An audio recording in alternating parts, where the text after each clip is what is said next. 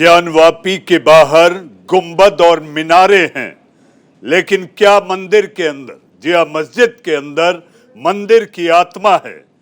दो अदालत, निचली अदालत और सर्वोच्च अदालत सुनवाई हुई, दोनों पक्षों से सुनवाई हुई। दोनों के अपने अपने दावे हैं जिसको लेकर मचा है बवाल। तो मैं लेकर आया हूं इंडिया का सवाल।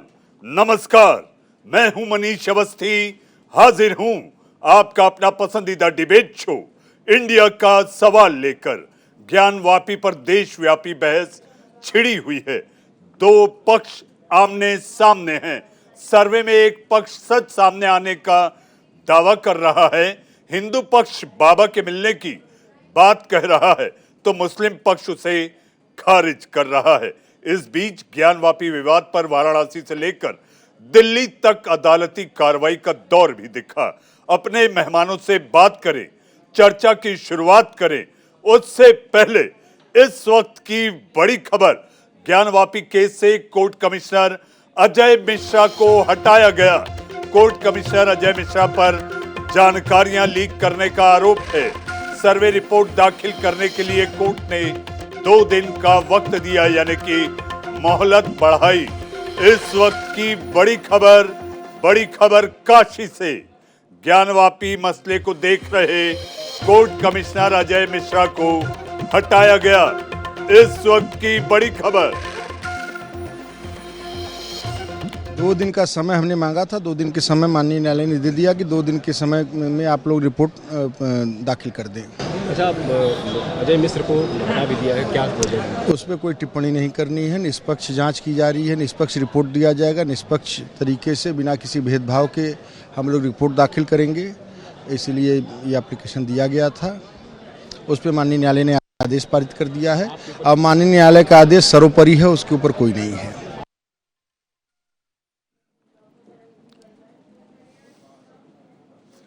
इस पर ताजा जानकारी और अपडेट के लिए सीधा चलते हैं काशी, बनारस, जहां पर हमारे संवाददाता मदन मोहन शर्मा हमारे साथ है। मदन, आज सुबह से गहमागहमी, फैसले का इंतजार, जब फैसला आया तो सबसे बड़ी खबर आई, कोर्ट कमिश्नर अजय मिश्रा हटाए गए। जी बिल्कुल सर, ये बताना चाहूंगा कि जिस तरह से सुबह से गहमा-गहमी था और इसमें जो है रिपोर्ट आज जो है कोर्ट के समक्ष जो है ना पेश करनी थी, इसको लेकर के जो है ना कोर्ट ने दोपहर के बाद का आदेश देने का जो है किया। जब आदेश आया तो एक चौंकाने वाली ये खबर आई कि अजय मिश्रा जो कोर्ट कमिश्नर थे उनको कोर्ट ने जो है ना हटा दिया है, और उसके साथ ही साथ जो है कोर्ट रिपोर्ट के की जो 2 दिन की जो मोहलत जो मांगी गई थी उसे 2 दिन का जो है ना और आगे के लिए बढ़ा दिया गया। वहीं अगर बात करें तो विशाल सिंह और अजय प्रताप सिंह जो कोर्ट जो स्पेशल अधिवक्ता कमिश्नर थे और उनके सहयोगी जो अजय प्रताप सिंह थे, वो जो है उसी तरह से उनके बरकरार रहेंगे। उन्हीं के देखरेख में जो है ना ये पूरी रिपोर्टें जो है ना जो है अब सबमिट की जाएगी। तो एक सबसे बड़ी ये खबर होकर के आई क्योंकि इसको लेकर के पहले से ही मुस्लिम पक्षकार के जो लोग थे वो आरोप ये लगा रहे थे कि अजय मिश्रा जो है उनका जो है पक्षपातपूर्ण रवैया है, और इसको लेकर के कोर्ट ने में जो है उन्होंने जो है ना अर्जी भी दाखिल की थी। लेकिन आज जो है कोर्ट जो है कुछ नाराज दिखा और जाकर के जो है अधिवक्ता अजय मिश्रा को जो है आज कोर्ट ने हटा दिया है। जी मदन, एक खबर ये कि अदालत इसलिए भी नाराज थी कि खबरें लीक हो रही थी। खबरें लीक होना, वीडियोग्राफर जो कि निजी तौर पर अजय मिश्रा ने वीडियोग्राफर रखा था, वो मीडिया में जाकर बाइट दे रहे थे। अदालत के आदेश में इस बात का उल्लेख भी है। मदन, जी बिल्कुल, जिस तरह से जो है आरोप ये लग रहे थे कि जो वहाँ पे जो रिपोर्ट है, जो वहाँ पे सर्वे हो रहा है और सर्वे में जो वीडियोग्राफी वगैरह जो हो रही है अंदर का, जिसको कि कोर्ट ने सीधा सख्त आदेश दिया था कि किसी भी प्रकार से जो है यहाँ से जो है ना कोई भी बातें जो है बाहर तक न जाए, इसका जो है ना विशेष ध्यान रखा जाए। लेकिन जो ये बातें आ रही कि जो रिपोर्ट जो वहाँ पे बन रही थी, जो चीजें निकल करके आ रही थी वो जो है ना बाहर तक आ रही थी, इसको लेकर के भी जो है ना कोर्ट ने नाराजगी दिखाई, जिसका कि सीधा सीधी आरोप जो है ना अजय मिश्रा पे था। और ऐसा कुछ सूत्रों से आ रहा है कि कोर्ट ने इन्हीं लोगों को इसी का हवाला दे करके जो है आज अजय मिश्रा पे कार्रवाई की है। जी मदन, आपसे लगातार ताजा अपडेट और जानकारी के लिए आपके पास आते रहेंगे। आपका बहुत बहुत धन्यवाद। बढ़ते हैं दूसरी बड़ी खबर की ओर। दूसरी बड़ी खबर, ज्ञानवापी केस में सुप्रीम कोर्ट की बड़ी टिप्पणी, शिवलिंग की जगह सुरक्षित रखी जाए। सर्वोच्च अदालत किसी को नमाज से ना रोका जाए। इस वक्त की ये दो बड़ी खबर सर्वोच्च अदालत से। ज्ञानवापी केस में सर्वोच्च अदालत में अब 19 तारीख को होगी सुनवाई। इस वक्त की बड़ी खबर सुप्रीम कोर्ट से।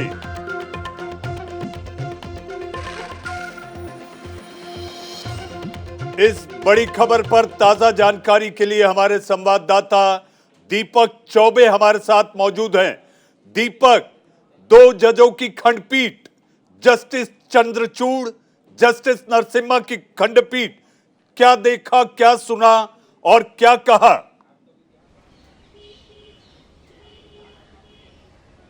जी मनीष जी, अगर मैं आपको बता दूं कि मैं कोर्ट के अंदर ही था जब ये फैसला सुनाया जा रहा था। उसमें कहा गया कि हम अगली जो सुनवाई है वो गुरुवार को होगी। पर सबसे बड़ी बात है कि जब तुषार मेहता ने कहा कि आशंका है कि शिवलिंग को नुकसान पहुंचाया जाएगा, तो जज ने कहा कि हम सुरक्षा का आदेश देते हैं। फिर अगर बात की जाए तो तुषार मेहता ने यह भी कहा कि मैं इस पर कल बात करूँगा, बात करना चाहता हूँ, पर आदेश का कोई वंचित असर नहीं पड़ेगा।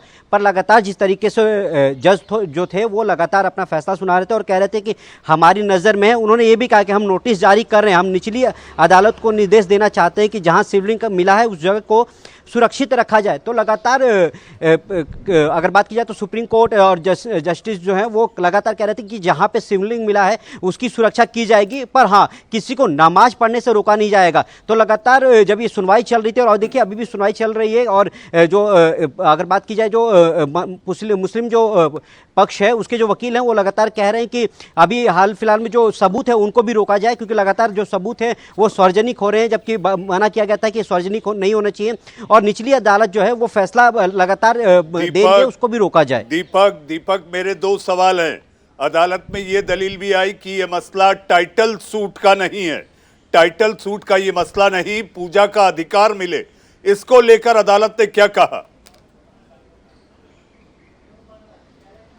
जी देखिए, मैं आपको बता दूं कि जब ये मामला हुआ तो कहा कि ये मालिकाना हक का केस नहीं है, सिर्फ पूजा का अधिकार मांगा गया है। तो फिर अहमदी ने कहा कि मां गंगा, गौरी, गणेश और दूसरे देवताओं के पूजा दर्शन का अधिकार मांगा गया है, पूजा आरती भंग नहीं की जा सकती है।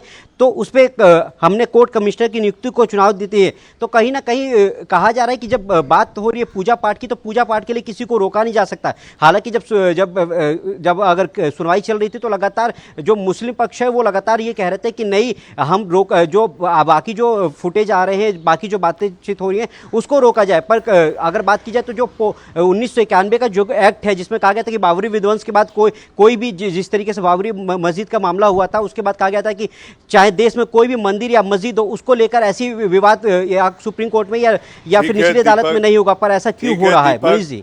दीपक, ताजा जानकारी के मुताबिक जैसा आप बता रहे हैं, अभी भी सुनवाई 2 जजों की खंडपीठ के सामने चल रही है। जस्टिस चंद्रचूड़, जस्टिस नरसिम्हा की खंडपीठ में ये सुनवाई जारी है। आपके पास आएंगे दीपक ताजा जानकारी के लिए।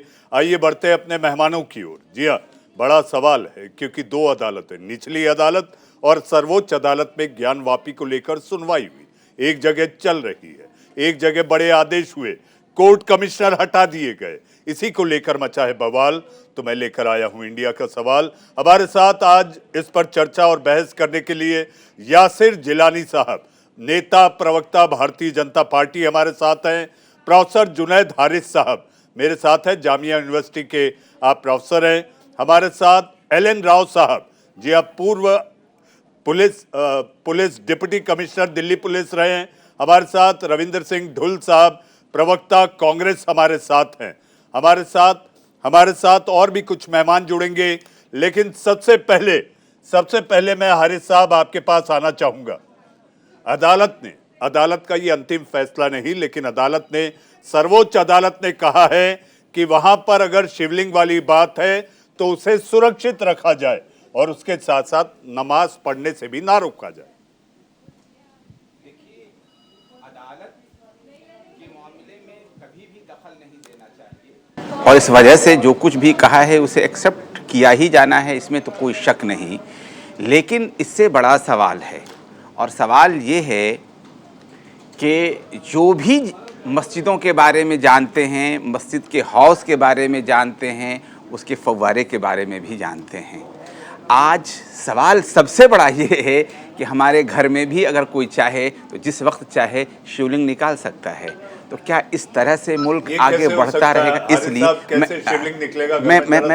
मैं बता रहा हूँ, जब किसी भी चीज़ को शिवलिंग बता देना है जिसका कोई और छोर नहीं हो, क्या दुनिया के अंदर कहीं पर भी इस तरह से ऊपर जैसा कि शिवलिंग दिखाया जा रहा है, इतने 5 कोणों में कटा हुआ कहीं शिवलिंग आज तक दिखा गया है?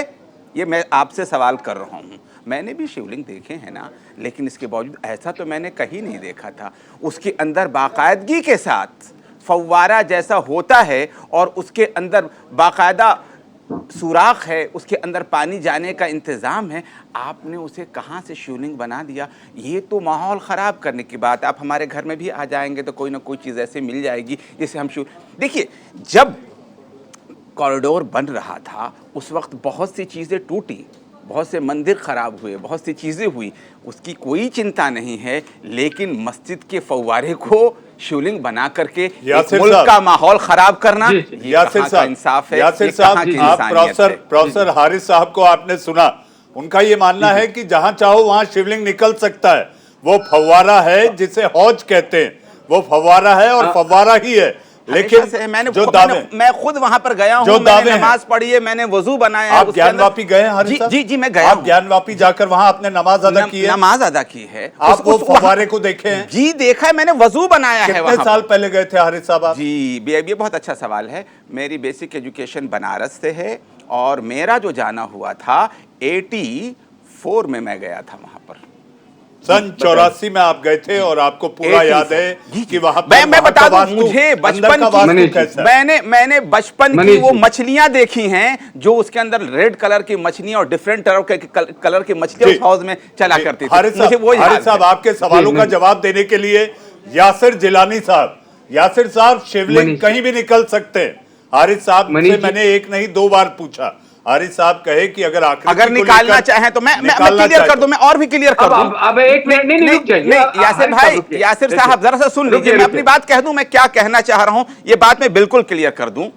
एक बकरी का बच्चा किसी घाट पर पानी पी रहा था, एक शेर आया और कहने लगा कि तुमने मेरे पानी को जूठा किया है इसलिए मैं तुम्हें खाऊंगा। उसने कहा कि जनाब देख लीजिए, पानी का बहाव आपकी तरफ नहीं है बल्कि हमारी तरफ है। आप जब जूठा कर रहे हैं तब हम पी रहे हैं। तो शेर ने ये कहा कि तुमने नहीं, तुम्हारी माँ ने जूठा किया था इसलिए मैं तुमको खाऊंगा। जब दलील इस तरह की होने लगती है तो कुछ नहीं किया जा सकता है। यासिर साहब, शिवलिंग। मनीष जी, देखिए, प्रोफेसर हारिस एक दानिश्वर मुसलमान की कैटेगरी में आते हैं क्योंकि जामिया मिलिया इस्लामिया यूनिवर्सिटी को रिप्रेजेंट करते हैं ये। और अपने वक्तव्य जो 3 से 4 मिनट इन्होंने लिया, 2 बार कहा कि कहीं से भी शिवलिंग निकाला जा सकता है।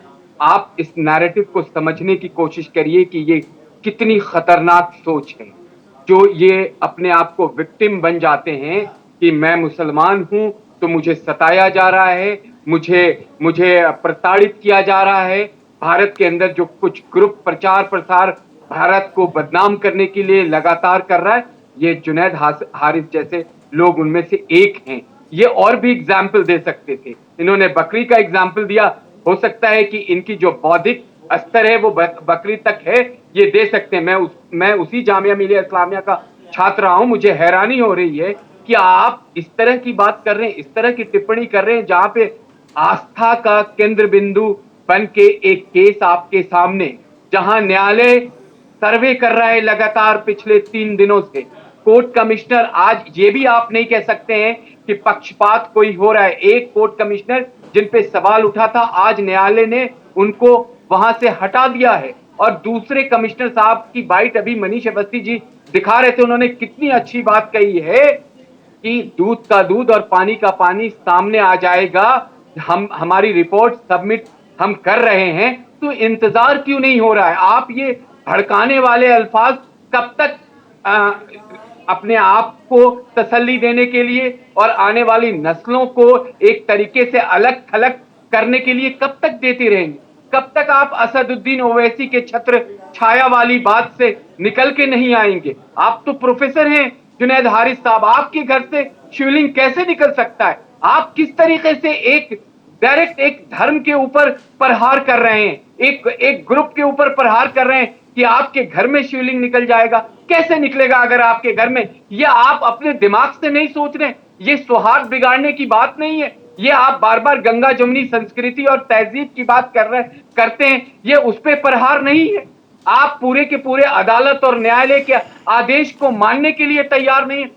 उन्होंने, कमिश्नर साहब ने कहा कि अदालत का आदेश सर्वमान्य होगा। आपके अंदर इंतजार करने की क्षमता नहीं है, या आपको लगता है कि आप अपने आप को बेचारगी के हालत में रख के और आप कोई फैसला बदल देंगे, या कोई जो सच्चाई है वो खत्म हो जाएगी। जिस तरीके से लगातार पिछले 3 दिनों से 31 एक्ट का जो वर्शिप एक्ट है उस पे लगातार विपक्ष के लोग चर्चा कर रहे हैं, उसमें आर्टिकल 6 पे चर्चा कर रहे हैं, उसी आर्टिकल 4 पे ये चर्चा नहीं करना चाहते वर्शिप एक्ट के ऊपर। यासिर साहब, हारिस साहब शायद रिबटल दें तो मैं एलन राव साहब जो कि दिल्ली पुलिस के पूर्व पुलिस उपायुक्त रहे हैं और साथ ही आप वकील भी हैं, अधिवक्ता भी हैं, उनके पास और रविंद्र साहब के पास जाऊं, आप कुछ रिबटल देना चाहेंगे? ये बता दीजिए, शिवलिंग को लेकर जो आपने बात की जुनैद साहब जी, वो कैसे? नहीं, इनको माफी मांगनी चाहिए। अगर इन्होंने ये बात इंटेंशनली कही है कि इनके घर से शिवलिंग निकल सकता है तो ये आपत्तिजनक है। ये आप सनातन धर्म के ऊपर प्रहार कर रहे हैं और आप कहीं ना कहीं अपने आप को एक तरफ अलग थलग करने की कोशिश कर रहे हैं इस व्यवस्था में। तो दोनों तरफ से आपने गलती करी, आपको माफी मांगनी चाहिए। यासिर साहब जवाब ले लेते हैं। हारिस जी, देखिए, मैं आपको एक चीज़ बता दूं कि मुल्क हमारा आज़ाद हुआ, आज़ादी के बाद जो हमारा संविधान बना वही सर्वश्रेष्ठ है, वही सर्वप्रथम है। और जाहिर सी बात है कि हमें एक नेशन, एक राष्ट्र के लिए अब मिलकर काम करने की ज़रूरत है। हमारी पूजा पद्धति अलग हो सकती है, हमारी आस्था अलग हो सकती है, हमें एक दूसरे का एहतराम करना चाहिए और हमें साथ मिलकर काम करना चाहिए नेशन के लिए। हम ये क्या कर रहे हैं, किस तरफ जा रहे हैं, इसकी सीमा क्या होगी, इसकी लिमिटेशन, मैंने आपके बीच में नहीं बोला था। जवाब नहीं, तो आपने कहा ना शिवलिंग, आप अभी कह रहे हैं कि हमारी पूजा पद्धति अलग हो सकती है, हम भारतीय हैं, फिर आपकी ये सोच कैसे आ सकती है कि आपके घर में कोई आएगा और शिवलिंग निकाल ले जाएगा? ये आप जिस नैरेटिव को लेके आने की कोशिश कर रहे हैं जुनैद हारिस साहब, आप इतने नए प्रवक्ता नहीं हैं, आप लगातार डिबेट में रहते हैं, आप प्रोफेसर हैं, आप ये नैरेटिव बहुत खतरनाक ला रहे हैं।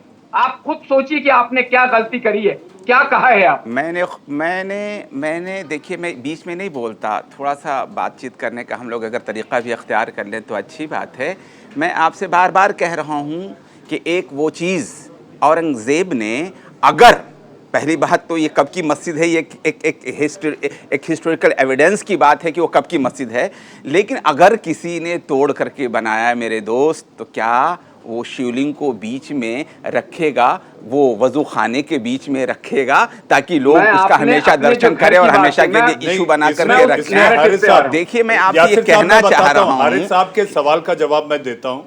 हारिस साहब, इस समय जो हिंदू शास्त्र और हिंदू पद्धति के हिसाब से नंदी का मुंह जिस ओर होता है वहीं शिव विराजमान होते हैं, ऐसी मान्यता है। स्कंद पुराण ले लें, शिव पुराण ले लें, ये मान्यता है। तो अगर नंदी का मुंह उस ओर है, नंदी का कब से है ये तो बता दीजिए, किसने वहां पर स्थापित किया था नंदी को? ये तो नंदी की सवारी नाग अंगीकार धार, ये फिर बात शास्त्रार्थ पर चली जाएगी। अरे साहब, कह रहा हूं बात शास्त्रार्थ पर चली जाएगी। एलन राव साहब, दो अदालतें, निचली अदालत, सर्वोच्च अदालत।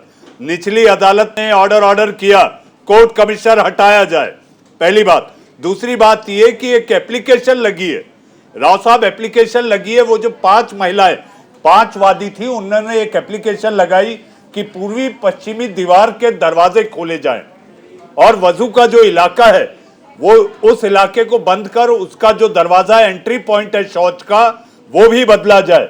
और इसके साथ साथ फव्वारे की जो बात हो रही है, वहां पर अगर मछलियां हैं तो उन मछलियों को गंगा में छोड़ा जाए। ये एप्लीकेशन है, पिटीशन नहीं।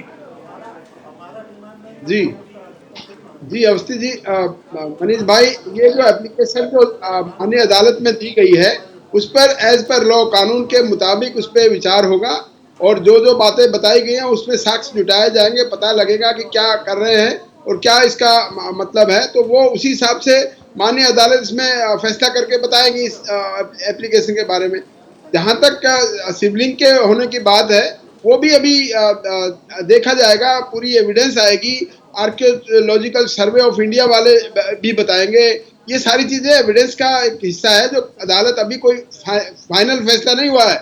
अदालत की टिप्पणियों को अभी आप फाइनल फैसला ना माने प्लीज, जो फाइनल ऑर्डर होगा उसको मान्य होगा, और वो ऑर्डर सभी प्रकार के साक्ष्यों को ध्यान में रखते हुए बिना किसी के धर्म को कि कोई क्षति ना पहुंचे, इस प्रकार से मैं समझता हूं कि हमारे माननीय अदालतें हैं वो ऐसा फैसला देती रही हैं। और हमारे संविधान में हम एक सेकुलर स्टेट हैं, और सेकुलर स्टेट का मतलब यह है कि हम सभी धर्मों को मानते हैं, और सभी धर्म अपने अपने जो भी लोग हैं वो अपने अपने धर्म के विचार से करें, इसमें कोई आपत्ति नहीं होनी चाहिए किसी को भी।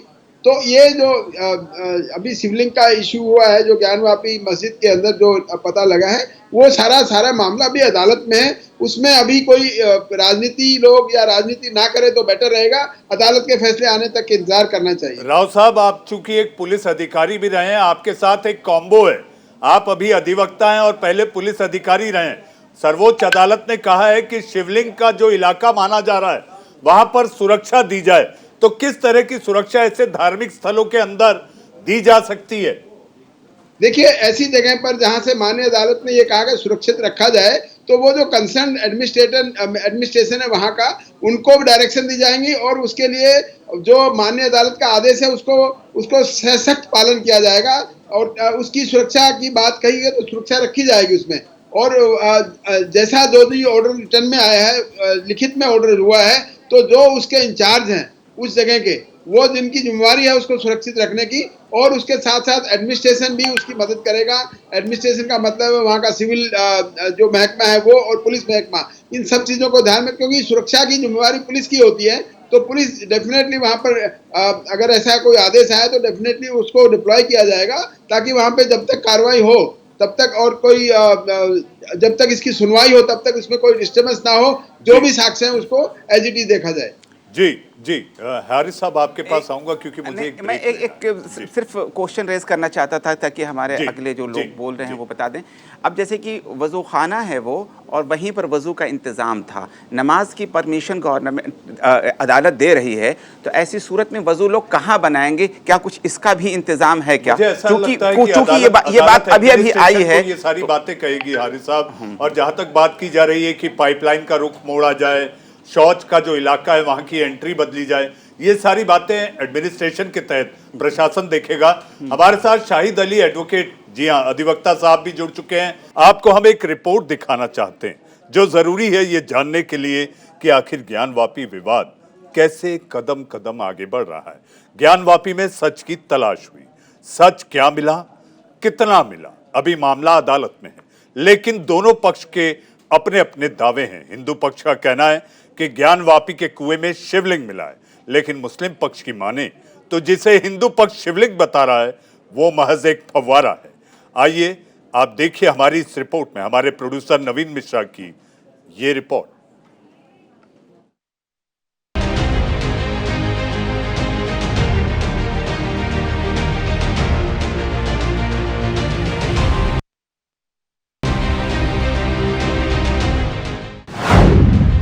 ज्ञानवापी पर हिंदू मुस्लिम पक्ष का अपना अपना दावा। हिंदू पक्ष बोला शिवलिंग हमारा, मुस्लिम बोले फव्वारा। ज्ञानवापी में अथक जांच पड़ताल, 3 दिन तक चले सर्वे के बाद वो सामने आया जिसका हिंदू पक्ष दावा कर रहा था। हिंदू पक्ष के मुताबिक सर्वे के आखिरी दिन कुएं में शिवलिंग मिला। हिंदू पक्ष शिवलिंग का दावा करते हुए हर हर महादेव का जयघोष करता हुआ ज्ञानवापी परिसर से बाहर आया, लेकिन हिंदू पक्ष जिसे शिवलिंग बता रहा है, मुस्लिम पक्ष उसे फव्वारा बता दिया। ऐसा कुछ नहीं, ऐसा कुछ नहीं, भरम है, भरम है, भरम है, भरम है, भरम है। शिवलिंग मिला है क्या? शिवलिंग मिला है? मिला क्या? शिवलिंग मिला क्या? अरे यार गाड़ी, ये गाड़ी, ये लो। शिवलिंग मिला है क्या? सर कोई शिवलिंग मिला क्या? नहीं जी, कोई शिवलिंग नहीं है। हम लोग जो कर रहे हैं वो वास्तव की मंदिर है। किसी को टोपी पहनाने से वो मस्जिद नहीं बन जाएगी। वो मंदिर है तो मंदिर है। नहीं, वो फाउंटेन नहीं था, बाबा के शिव है यहाँ। बाबा का शिवलिंग है हमारे, आदि विश्वेश्वर भगवान है हमारे वहाँ पे। आगे हम लोग को साफ करवाना चाहते हैं, जो जुम करते हैं वो नहीं करना देंगे।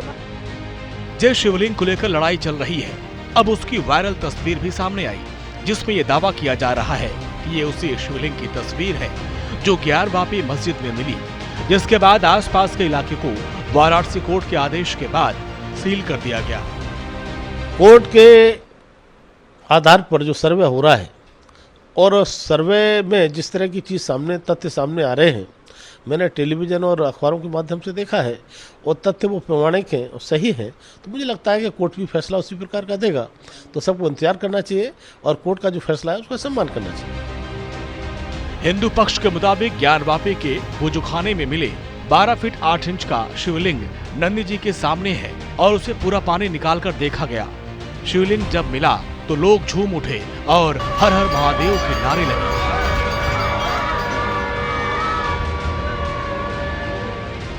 आपको बता दें कि अदालत के आदेश पर ज्ञानवापी मस्जिद के अंदर पहला सर्वे 14 मई को हुआ था। पहले दिन सुबह 8 से 12 बजे तक सर्वे हुआ। राउंड 1 में सभी 4 तहखानों के ताले खुलवाकर सर्वे किया गया। उसके बाद 15 मई को दूसरे राउंड का सर्वे किया गया। दूसरे दिन भी 4 घंटे सर्वे का काम चला, लेकिन कागजी कार्रवाई के चलते सर्वे टीम 1.5 घंटे देर से बाहर निकली। राउंड 2 में गुंबदों, नमाज स्थल, वुजू स्थल के साथ साथ पश्चिमी दीवारों की वीडियोग्राफी करवाई गई। वहीं सोमवार को तीसरे दिन करीब 2 घंटे का सर्वे हुआ। सर्वे टीम ने नंदी के पास के कुएं से लेकर बाकी बचे इलाकों का सर्वेक्षण और वीडियोग्राफी की। ज्ञानवापी मस्जिद में सर्वे के बाद अब भी सच पर मारामारी मची है।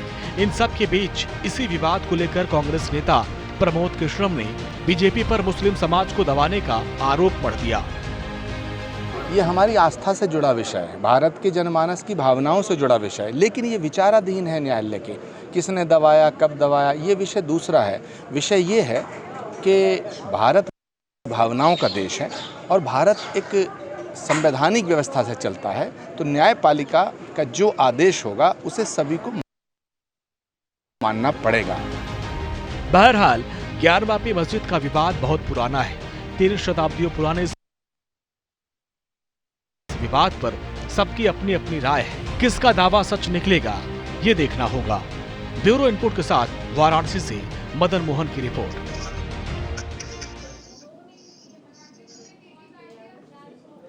जी हाँ, आपने हमारी ये विस्तृत रिपोर्ट देखी जिसमें आपको ये तस्वीर साफ हो गई होगी कि आखिर ये विवाद क्या है। बढ़ते हैं अपनी बहस की ओर। हमारे साथ बहस करने के लिए मेहमानों का पैनल। पैनल में हमारे साथ कांग्रेस के प्रवक्ता रविंद्र जी हमारे साथ हैं और शाहिद अली साहब जो कि देर से जुड़े, लेकिन उनसे मैं सवाल नहीं ले पाया था पहले पड़ाव में। रविंद्र जी, मैं पहले आपके पास आना चाहूंगा। प्रमोद कृष्णन ये क्या कह बैठे? रविंद्र जी देखिए, जहाँ तक बात आस्था का विषय वाली बात है, कहीं ना कहीं मैं उनकी बात से पूरी तरह से सहमत हूँ। मामला जब तक कोर्ट के संज्ञान में है, इसके ऊपर अनावश्यक किसी प्रकार की टिप्पणी केवल दोनों में से किसी भी पक्ष के लिए जो है भावनाएं भड़काने का करेगी, इसके अलावा कुछ भी नहीं करेगी। पहली बात तो मुझे समझनी चाहिए। दूसरी बात जो है, हम बार बार लोकल कमिश्नर या कि कोर्ट कमिश्नर की रिपोर्ट्स की जो बात कर रहे हैं, जब तक उस रिपोर्ट को कोर्ट एक्सेप्ट ना करे और उसके ऊपर फाइनल वर्डिक्ट ना दे, उनकी रिपोर्ट को फाइनल नहीं माना जा सकता है। उसके ऊपर मेरे हिसाब से कायदे से, क्योंकि कोर्ट ने तभी ये फैसला मेरे हिसाब से, जो माननीय कोर्ट ने फैसला लिया है कोर्ट कमिश्नर को हटाने का, वो इसी कारण से लिया है क्योंकि इस बारे में एक्सेसिव मीडिया के अंदर जो बातें गई हैं उससे कोर्ट का फैसला भी प्रभावित होता है। कहीं ना कहीं जिसको कह सकते हैं कि मीडिया ट्रायल कहिए या कुछ भी कहिए, तो अभी तक कोर्ट कमिश्नर की रिपोर्ट को एक्सेप्ट करके उसको वर्डिक्ट नहीं दिया है कि कमिश्नर ने जो कहा है वो सही है या नहीं है। बिल्कुल ये बात बिल्कुल जायज है कि आर्कियोलॉजिकल सर्वे ऑफ इंडिया भी तो ऐसा ही भी आएगा, बाकी ये ऐसा ही बताएगा कि जो स्ट्रक्चर वहां पे मिला है वह हिंदुओं के लिए आस्था का स्थल शिवलिंग है अथवा नहीं है, या वो उस स्ट्रक्चर को क्या रूप दिया जाए या ना दिया जाए।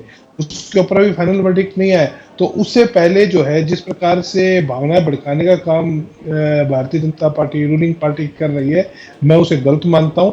मेरे हिसाब से सौहार्द के साथ में इस मामले में रविंदर जी, मुझे जानकारी दी गई है कि आप कानून के भी जानकार हैं। रविंदर जी, जो आप बात कह रहे हैं, आपके पार्टी के नेता प्रमोद जी क्या कह रहे हैं? देखिए, मैं कह रहा हूं ना, उन्होंने जो कहा उसके अंदर से जिस चीज से मैं पूरी तरह से सहमति जताता हूं, वो सहमति मैं इस जगह पर जताता हूं।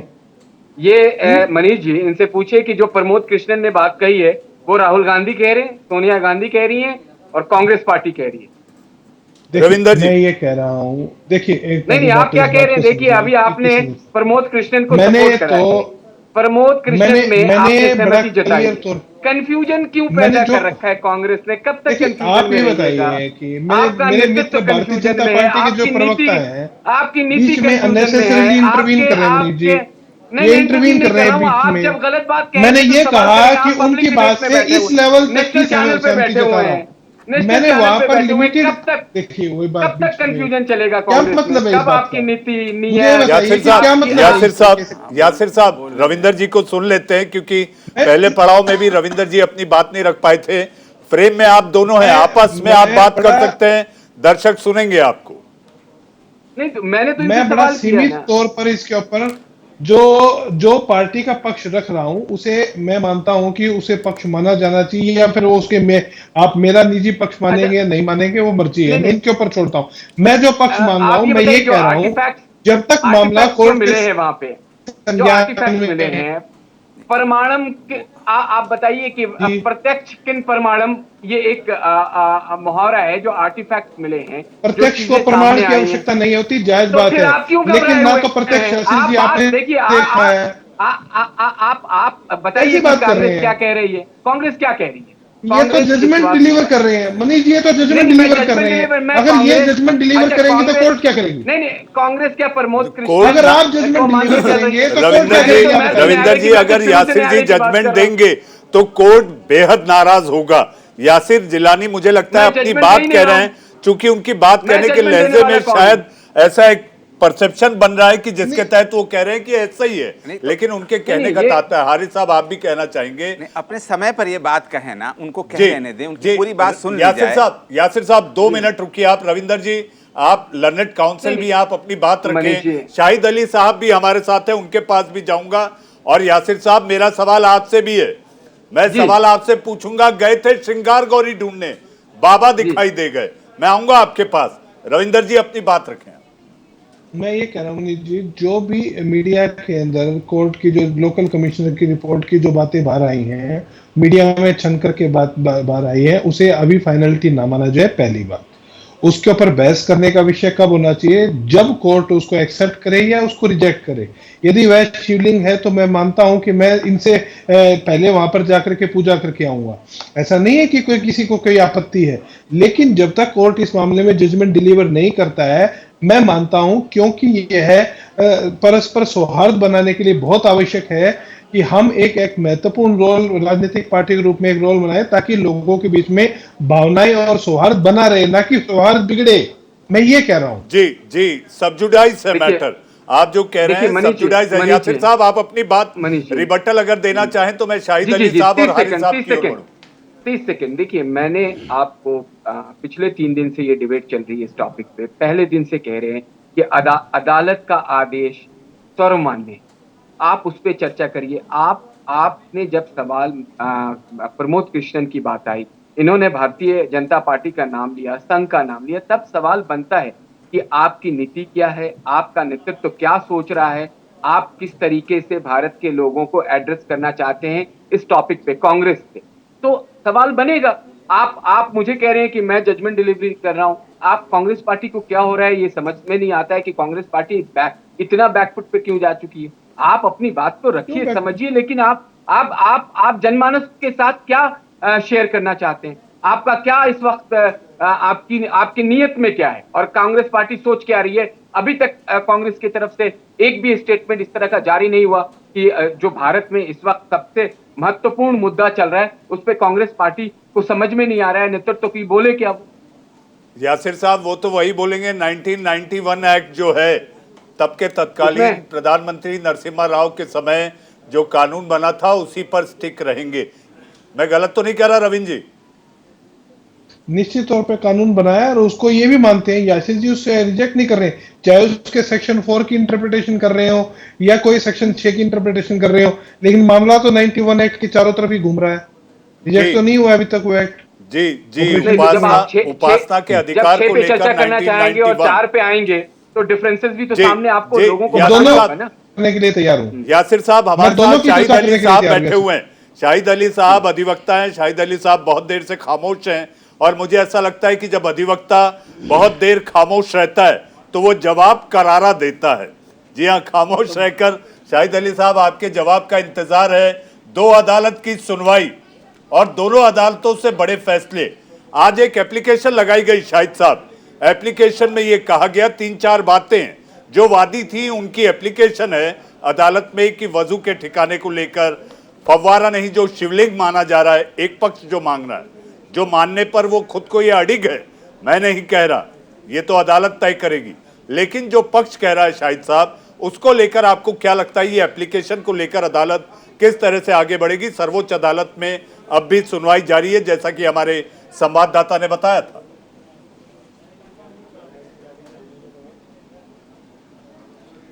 मनीष जी, हमारा देश कानून से चलता है, कानून की हुकूमत है हमारे देश में और कानून हमारे मुल्क का लिखा हुआ है, कोडिफाइड है पूरा कानून।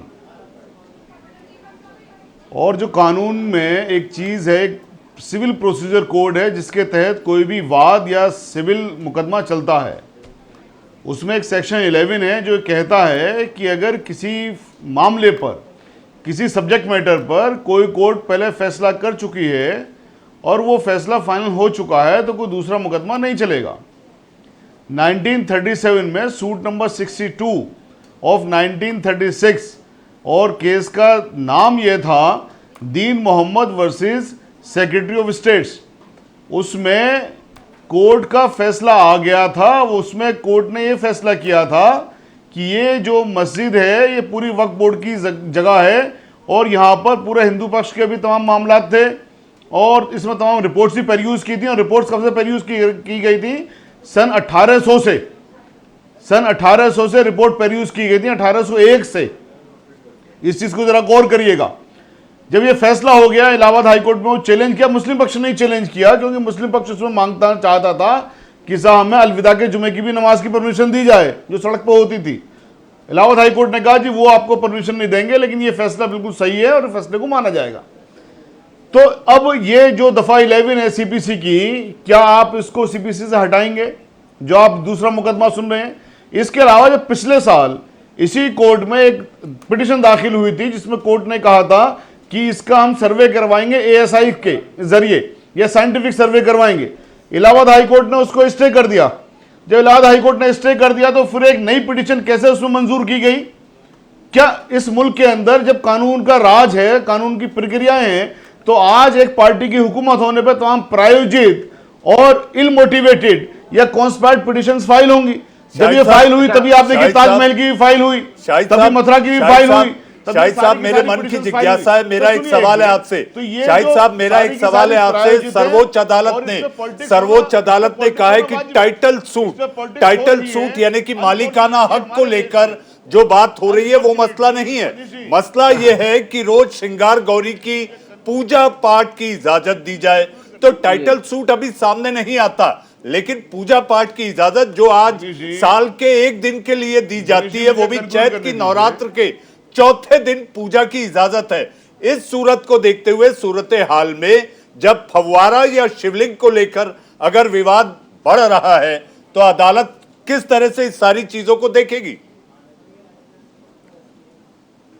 हारिस साहब आना, मुझे कंक्लूड करने की इजाजत दे दीजिए सर, मैं आपको उसी बात पे आ रहा था। करने से पहले जो मनीष जी का सवाल है उस पे जवाब दीजिए ना। नहीं है तो कोई बात नहीं, जहां तक आपने सुन लिया वहां तक कोई बात नहीं। नहीं शाहिद साहब आप अपनी बात, उसी बात का जवाब मैं दे रहा हूं, उसी बात का सर, उसी बात का जवाब दे रहा हूं मैं। तो मनीष जी के सवाल का जवाब दीजिए। ये तो पूजा, मैं उसी बात का जवाब मैं दे रहा हूं जो आप कह रहे हैं। ये क्वेश्चन ही नहीं उठना चाहिए, ये क्वेश्चन ही गलत उठ रहा है। ये तो खैर ऑनरेबल कोर्ट तय कर लेंगी, हमारी कोर्ट सक्षम है, हमारा कानून सक्षम है। अगर एक जज साहब गलती कर रहे हैं तो उसको करेक्ट करने के लिए हायर जुडिशरी बैठी है, अगर वो भी गलती कर रहे हैं तो सुपीरियर जुडिशरी बैठी है, कोई मसले की बात नहीं है, ये तो फैसला हो ही जाएगा। मेरा अपना मानना है, जब यहाँ पर आप डिबेट कर रहे हैं, मेरी राय पूछ रहे हैं, मेरी ओपिनियन पूछ रहे हैं, तो ये पूरी की पूरी एक्सरसाइज गलत है, पूरी की पूरी एक्सरसाइज अनकॉन्स्टिट्यूशनल है, इलीगल है, नहीं होनी चाहिए थी एक्सरसाइज। जहां तक वहां पर शिवलिंग है या नहीं है, हमें हमारी कोर्ट पर पूरा भरोसा है, उस चीज का वो पूरी तरह फैसला कर लेंगे। और तीसरी बात ये, जो सर्वे हुआ जिसकी आप सर्वे कह रहे हैं, सर्वे की रिपोर्ट तो आज ऑनरेबल कोर्ट में लगाई गई, वहां कल ही कह दिया गया कि साहब वो सर्वे है, वो शिवलिंग है। तो ये देखिए आप किस तरह की चीजें हमारे मुल्क के अंदर हो रही हैं, कानून का राज जहां पर है ऑनरेबल कोर्ट्स के अंदर हो रही है। रिपोर्ट तो आज सबमिट होनी थी, फिर कल कैसे फैसला दे दिया गया? शाहिद साहब, इसलिए अदालत नाराज हुई कि रिपोर्ट लीक हुई है और इसलिए कोर्ट कमिश्नर हटा दिए गए। अदालत सख्त थी, अदालत ने इसे गंभीरता से लिया और कोर्ट कमिश्नर को हटा दिया गया। ये सबसे बड़ी खबर है। निचली अदालत का ये फैसला अपने आप में एक बहुत बड़ा फैसला है कि फैसला करने कर दिया था। जी जी, शाहिद साहब मेरे साथ दूसरी और मेहमान है, मैं उनके पास भी जाऊंगा। यासिर साहब, ऑनरेबल सुप्रीम कोर्ट ने ये कहा कि हम दूसरी पार्टी को सुनेंगे।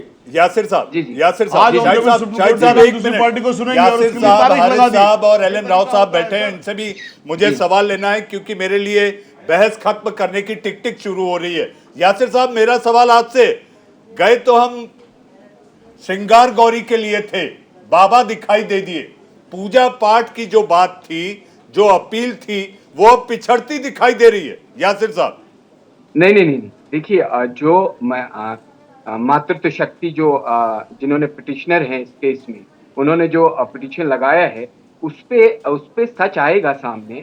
मैं पहले दिन से कह रहा हूँ इंतजार करिए। मैं शाहिद साहब जैसे लोगों से इसीलिए तो कहता हूं कि ये एक तरफ की बात देखते हैं। अभी आपने कमिश्नर हटाने की बात कही, उस पर इन्होंने बिल्कुल कन्नी काट ली, कोई जवाब नहीं दिया। ये आंख बंद करके अलग तरीके से जो देखने का इन्होंने शुरुआत कर रखा है, उस पे हम लोगों का सवाल है। इनसे मैंने पूछा कि पूजा कब तक हुई, तो नहीं बताया। इनसे मैं अभी कहूं कि शाहिद साहब मेरे साथ वंदे मातरम कहिए, नहीं कहेंगे। ये भी एक बड़ा मसला है। इस सोच, इस नैरेटिव, इस डिस्कोर्स को कैसे आप खत्म कर पाएंगे जब ऐसे लोग जो सिर्फ अपने आप को, और इनसे सवाल करिए तो ये कहेंगे मैं तो माइनॉरिटी से आता हूं, मैं मुसलमान हूं, मुझे सताया जा रहा है, मेरे हक को मारा जा रहा है।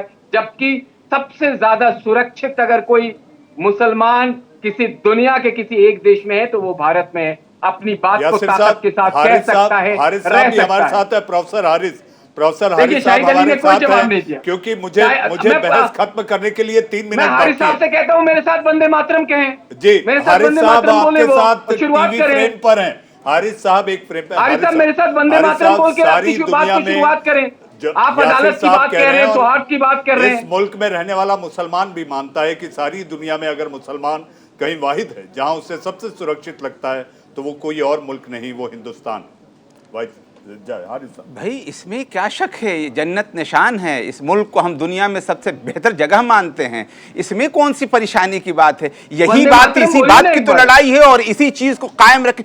ये मुल्क ऐसी जगह है कि जितनी तरह की आस्था और पूजा पद्धति एक जगह पाई जाती है, दुनिया के किसी हिस्से में नहीं पाई जाती। इन सब चीजों से नहीं, सवाल ये है कि हम अपने टॉपिक पर रहकर बात करते हैं। ये बात बीच बीच में बोल करके देखिए, वंदे मातरम बोलिए, वंदे मातरम आपके कहने से बोलेंगे, जय हिंद आपके कहने से बोलेंगे, जय श्री राम आपके कहने से बोलेंगे।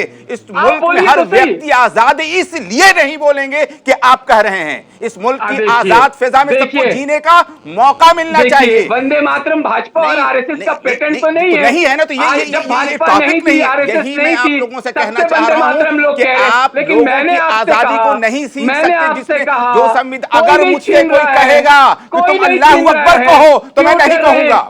अगर अल्लाह अकबर कहने के लिए कोई कहेगा तो मैं नहीं कहूंगा। मैं किसी का गुलाम नहीं हूँ। इस मुल्क में हर व्यक्ति आजाद है कि अपनी मर्जी के मुताबिक जैसे चाहे वैसे रहे। वो संविधान के मुताबिक चलना चाहिए और संविधान को हम किसी चीज से इनकार नहीं करते हैं। आप वंदे मातरम से इनकार कर गए। आप जिस टॉपिक पर बात कर रहे हैं, मैं टॉपिक से मैंने कोई हटाया नहीं, आपको मैंने कोई हटाया नहीं, और ना भाजपा और आरएसएस का पेटेंट। जाहिर सी बात है, पूरी तरीके से सबूत मैसेज दीजिए भारत के लोगों को आया। अब उसके बाद अदालत का वक्त नुकसान करना ये क्या माना रखता है, नंबर एक। कोई और नुकसान दूसरी नहीं बात हो रहा यह है कि सच्चाई सामने आएगी। 1991 में बाबरी मस्जिद के टूटने से भी पहले ये बात आ गई कि बाबरी मस्जिद के अलावा बाकी चीजें जैसे रहेंगे वैसे रहेंगे। अब इस तरह के मुद्दों को भटकाने का क्या मतलब है? मुल्क की जरूरत आलू प्याज और महंगाई की है, इससे नजरें चुराकर हम किधर कौम को लेकर के जा रहे हैं, हम किधर मुल्क को ले बोल रहे हैं। भटकाना ये एक ऐसा जुमला हो गया है हारिस साहब जिसको लेकर इस तरह के विवाद में मामला लंबा चलता है। हमारे साथ एल एन राव साहब हमारे साथ हैं। एल एन राव साहब, ओवैसी साहब कहते हैं कि जब तक कयामत है तब तक मस्जिद रहेगी। देखिए, ये जो भड़काऊ बातें जो करते हैं ना, चाहे ओवैसी साहब हैं चाहे कोई और भी किसी धर्म के आदमी है, वो भड़काऊ भाषण हमारे देश में नहीं होने चाहिए, क्योंकि ये जो राजनीतिक बातें होती हैं ये बिल्कुल गलत हैं। हमारा देश संविधान से चल रहा है, कानून कायदे से चल रहा है। हमारी अदालतों में जो अभी ये खास तौर से ये वाला बर्निंग टॉपिक है, इसमें आ रहा है, इसकी सुनवाई होगी और जो जब जजमेंट आएगा, फाइनल जजमेंट आएगा, वो सबको मान्य होगा। और कोई भी धर्म का आदमी उसको, जैसे पहले आपका बाबरी मस्जिद पे कभी किसी ने कोई ऑब्जेक्शन नहीं किया, इसी तरह इसी में भी जो भी जजमेंट आएगा, और वो जजमेंट साक्ष्यों के आधार पर आएगा। हमारे माननीय अदालतें इतनी सक्षम है कि वो सारे के सारे एविडेंस देखने के बाद में ऐसा जजमेंट देगी कि किसी को कोई इसमें एतराज नहीं होगा, क्योंकि वो एक प्रकार से सारी चीजों को एक्सप्लेन करेंगे कि किस प्रकार से हमने जजमेंट इसमें क्यों दिया जा रहा है। तो ये बातें अभी वेट करने की हैं। अभी इतनी जल्दी हमें कोई निष्कर्ष पे नहीं पहुंचना चाहिए। कोई भी आदमी किसी भी पॉलिटिकल पार्टी को इन बातों को लेकर कोई इंटरिम ऑर्डर की तरह अदालत ने ये कह दिया, वो ऐसा नहीं होना चाहिए। बिल्कुल भी शांति सौहार्द बनाए रहना चाहिए। अदालत ने जो कहा कि जिस जगह को सुरक्षित रखना वहां करें। दूसरी तो उन्होंने ये भी कहा कि वहां नमाज को भी अदा करने से रोकना चाहिए। राव साहब, अदालत के फैसले का इंतजार है एंड लॉ इज सुप्रीम। कानून सर्वोच्च है और सर्वोच्च अदालत भी इसकी सुनवाई कर रही है। आज इंडिया का सवाल में एल एन राव साहब, रविंद्र जी जो कि कांग्रेस के नेता प्रवक्ता, हमारे साथ शाहिद अली साहब अधिवक्ता, प्रोफेसर हारिस साहब, जुनैद हारिस साहब आप जुड़े, और हमारे साथ यासिर जिलानी बीजेपी के नेता प्रवक्ता आप आए, आपने अपनी पार्टी की राय रखी, अपने विचार रखे। आप सबका बहुत बहुत धन्यवाद। लेकिन जाते जाते मैं केवल इतना कहना चाहूंगा, सबको इंतजार है अदालत के फैसले का। ज्ञानवापी सत्यम शिवम सुंदरम। इंडिया का सवाल में आज के लिए बस इतना ही। वक्त है एक छोटे से ब्रेक का। ब्रेक के उस पार खबरों के पिटारे को लेकर आएंगी मेरी सहयोगी अंशिका पाठक थोड़े से इंतजार के बाद।